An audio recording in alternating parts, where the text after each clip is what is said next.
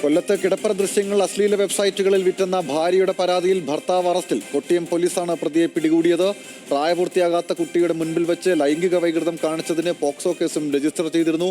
വിവരങ്ങളുമായി കൊല്ലത്ത് നിന്നും ഷമീർ അബ്ദുൾ ചേരുന്നു. ഷമീർ, വ്യാപക തെരച്ചിൽ നടത്തിയിരുന്നു, ഒടുവിൽ പോക്സോ കേസും വന്നു. പിടിച്ചു നിൽക്കാൻ ഒരു പഴുതുപോലും നൽകാതെ അന്വേഷണം പുരോഗമിക്കുകയായിരുന്നു. എങ്ങനെയാണ് പ്രതിയെ പിടികൂടിയത്?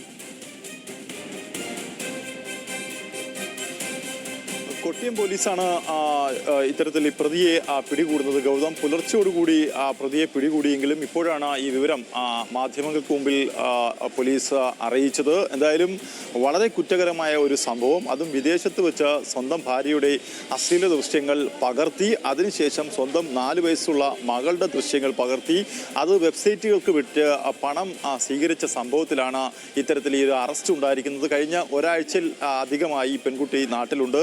വളരെ തന്ത്രപരമായിട്ടാണ് ഇയാളെ നാട്ടിലേക്ക് കൊണ്ടുവന്നത്. നാട്ടിൽ കൊണ്ടുവന്ന് കൗൺസിലിങ്ങിന് വിധേയമാക്കുന്ന സമയത്താണ് ഇയാൾ ഇത്തരത്തിൽ ഈ പെൺകുട്ടിയെ ക്രൂരമായി മർദ്ദിക്കുന്നതും. ഇതിനെ തുടർന്ന് പെൺകുട്ടി ഈ സംഭവം ബന്ധുക്കളെ അറിയിക്കുകയും ബന്ധുക്കൾ തുടർന്ന് പോലീസിനെ വിവരം നൽകുകയും ഈ ദൃശ്യങ്ങൾ സഹിതം ഇയാളുടെ മൊബൈൽ ഫോൺ അതുപോലെ ഡിജിറ്റൽ ഗാഡ്ജറ്റ്സുകൾ സഹിതം പോലീസിന് മുമ്പിലേക്ക് എത്തി.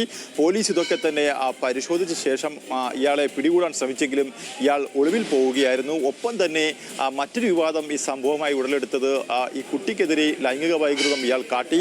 അതിൽ പോക്സോ കേസ് അടക്കം എടുക്കണമായിരുന്നു. പോക്സോ കേസ് നിലവിൽ പോലീസ് എടുത്തിട്ടില്ല. പോക്സോ കേസ് എടുക്കണമെന്നുള്ള കുട്ടിയെ വിദഗ്ധമായ കൗൺസിലിങ്ങിന് കഴിഞ്ഞ ദിവസം വിധേയമാക്കി. കൊല്ലം ജില്ലാ ആശുപത്രി സൂപ്രണ്ടാണ് പോക്സോ കേസ് എടുക്കുവാൻ വേണ്ടി പോലീസുകാർക്ക് ഉപദേശം നൽകുകയും കുട്ടിയുടെ വിശദമായ മൊഴിയെടുക്കുകയും ചെയ്തു. തുടർന്ന് പോക്സോ കേസും ചാർജ് ചെയ്തു. ഇതിനുശേഷം പ്രത്യേക സംഘത്തെ നിയോഗിച്ചുകൊണ്ടാണ് സിറ്റി പോലീസ് കമ്മീഷണർ ഇത്തരത്തിൽ ഈ പ്രതിയെ പിടികൂടിയത്. പ്രത്യേക സംഘമാണ് ഈ പ്രതിയെ പിടികൂടിയ ശേഷം കൊട്ടിയം പോലീസിന് കൈമാറിയത്. എന്തായാലും വിശദമായ മൊഴി ഇയാളിൽ നിന്ന് എടുത്ത ശേഷം ഇയാളെ മജിസ്ട്രേറ്റിന് മുമ്പിൽ ഹാജരാക്കാനാണ് നിലവിലെ തീരുമാനം. രുചീഷ്. ഷമീറാണ് വിവരങ്ങൾ നൽകിയത്.